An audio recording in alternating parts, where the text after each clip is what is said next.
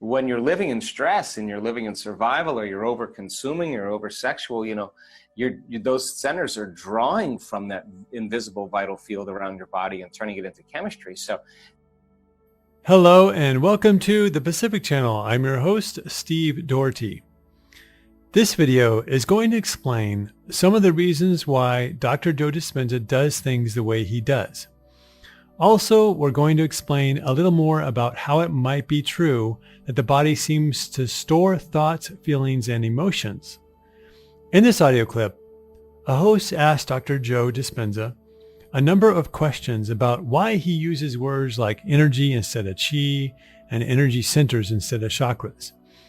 But the first question is why Dr. Joe has people send energy upwards from the lower energy centers or chakras into the brain instead of downward to the ground like in more traditional teachings. In most traditional forms of meditation and energy work, the work is to send that excess negative energy into the ground, not up into the brain. Dr. Joe will answer by saying that there are different breaths for different reasons and many different kinds of ways to do this work, but that the majority of people's thoughts are connected to their first three energy centers where all of their negative thoughts and feelings are stored. Basically, that energy is going to waste and can be drawn up into the brain, according to Dr. Joe. So the work is to draw all of that unused, stuck energy up through the spine and into the brain by using active breathing, where you squeeze your muscles and bring that energy up like sucking fluid up through a straw, according to Dr. Joe. It may seem very woo-woo, to be honest, and it's hard to imagine at first that this could possibly be true. But the fact is that Dr. Joe has been very scientific about all of this. He rarely does anything without a scientific reason for it. Even the slow, long, drawn-out way he talks during his guided meditations is because he knows that by talking that way, it helps to keep people in the slower brainwave states of low alpha and theta where healing occurs. He knows this because he experiments a lot and then reviews the brain scans to see what works and what doesn't work. What I like about Dr. Joe is he doesn't worry about what other scientists think about him, and he doesn't let his belief system get in the way. Instead, he changes his belief system based on what he gathers as evidence. In other words, he's a true scientist and doesn't worry if things sound or seem too woo-woo or not. That's the kind of scientist we all need to pay attention to.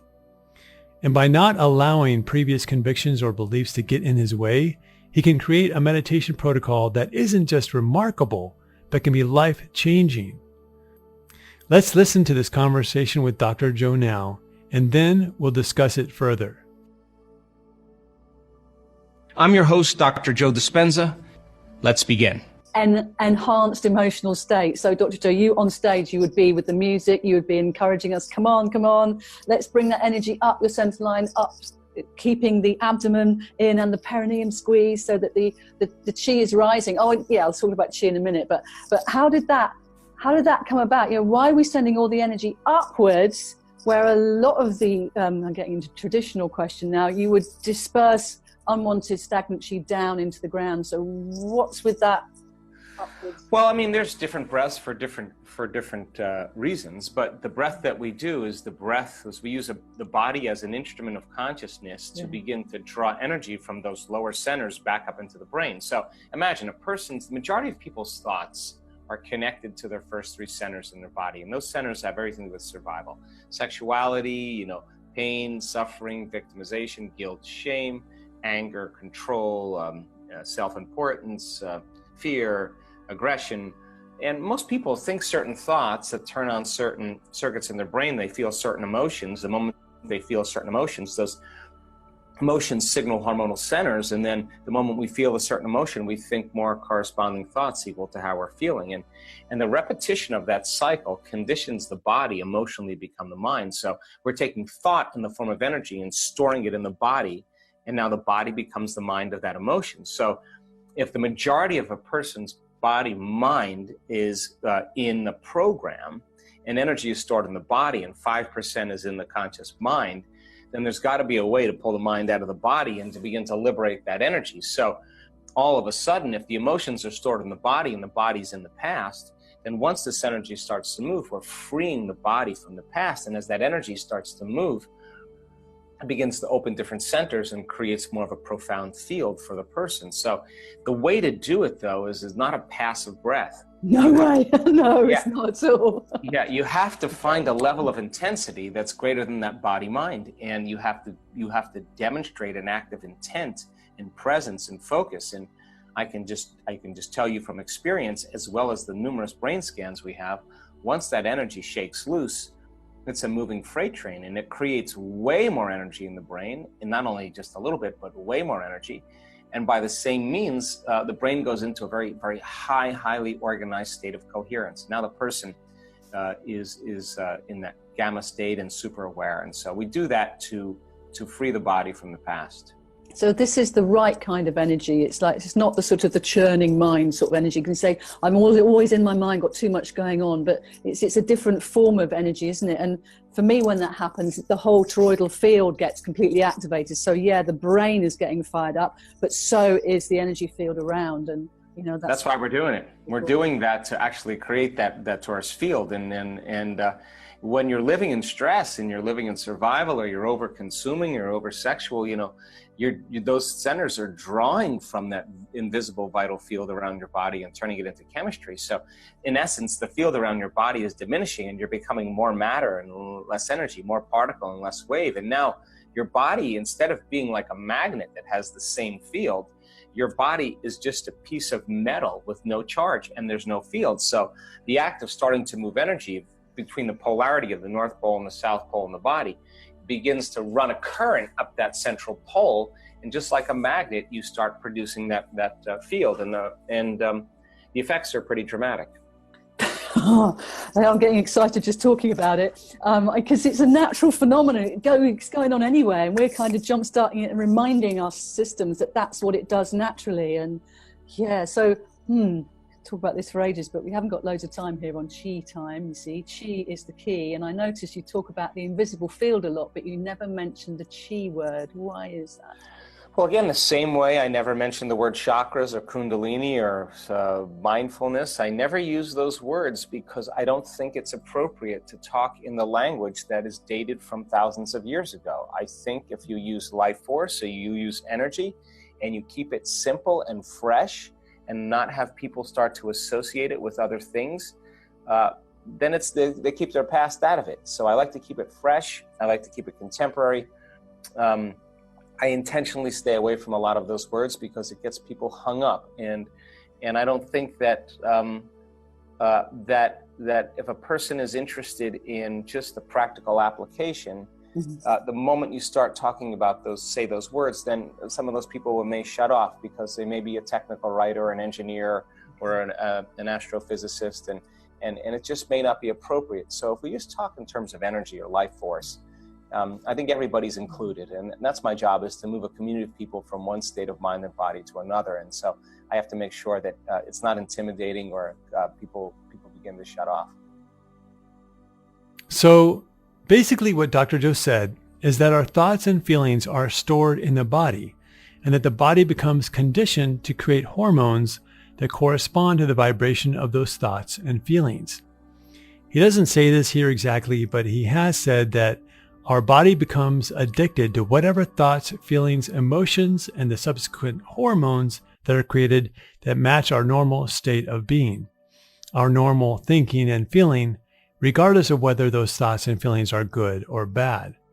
This is why it is so hard to change. The body and the subconscious mind don't want us to change. You've probably heard him say before that your personality creates your personal reality, right? In essence, if the body stores thoughts, feelings, and emotions, then it is like a memory bank from the past. This is why he equates the subconscious mind and the body as being almost the same thing. I don't think that Dr. Joe means that our body stores memory and thought, but that there is a direct, close connection between the mind and the body, to the point where you could say that they are part of the same system, which includes storing thoughts, memories, events, and feelings. The body stores feelings more than anything else, and that's why when you have a bad feeling, you can feel it in your body as a sensation. For example, heart pain really is heart pain. Certain thoughts can make you feel constricted in your throat. Certain thoughts can make you feel back pain, have a headache, cause neck pain, or cause pain anywhere else in the body. There really is a close mind-body relationship that most of us don't realize exists.